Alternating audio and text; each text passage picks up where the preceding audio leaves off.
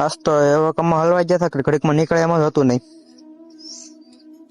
તો જય હિન્દ અને જય માતાજી મિત્રો, સ્વાગત છે તમારા મારા મિની વ્લોગમાં. તો એમાં થયું છે એવું કે હા જે હતો શનિવારે તો આપણે રજા હોય એટલે પછી આપણે આવી ગયા દાડિયા અને જોવામાં તો પછી આપણને લગાડી દીધા કામે, એટલે પછી આપણે તો હલવાઈ ગયા ઘડીકમાં. પછી તો આપણે ગમે એમ કરીને સાનું બાનું કરીને પછી આપણે નીકળી ગયા ઘરે જઈને ખબર પડી કે બાટલો પૂરો થઈ ગયો, એટલે પછી બાટલો લઈને હું ગોબરભાઈ નીકળી ગયા સનખડા બાજુ. સનખડા બાટલો ભરાવીને અને પછી હું ગોબરભાઈ આવી ગયા બાકાજી બોલાવતા ઘરે આવીને પછી હું જીતુ કાકા નીકળી ગયા ગાડી લઈને એડમાં, એટલે કે મિલમાં.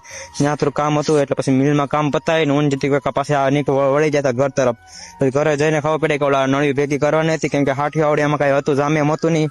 પછી હું ધ્રુવભાઈ બાકાજી બોલાવતા બાકાજી ઘડીક બોલાવતા હતા એટલે થાકી જતા. સાનામુના પલાઠી વાળીને બેસી જતા. પછી ધ્રુવભાઈ ને ઘડીક આમ ખીજવાતી ધ્રુવભાઈ થોડા ખીજમાં આવી ગયા હતા.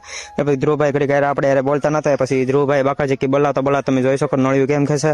પછી નળિયું કામ ગાયગા પતી ગયું એટલે પછી હું ધ્રુવભાઈ આવી ગયા ઘરે આવીને ધ્રુવભાઈ હેવડીનો હાથો લઈ અને પછી બાકાજી બોલાવી નાખી. પછી મેન ધ્રુવભાઈ મળી અને આપણે ધર્મિષ્ઠા બાએ મળી અને કરી નાખો ભેળનો પ્રોગ્રામ. અને પછી થઈ ગયો બપોર રાતના મોડા એવું થઈ ગયું એટલે પછી ગળુડાને રમાડી અને પછી આપણે નીકળી જતા આપણે કામ તરફ. અને હવે આજનો રોગ અહીં સુધી રાખશે.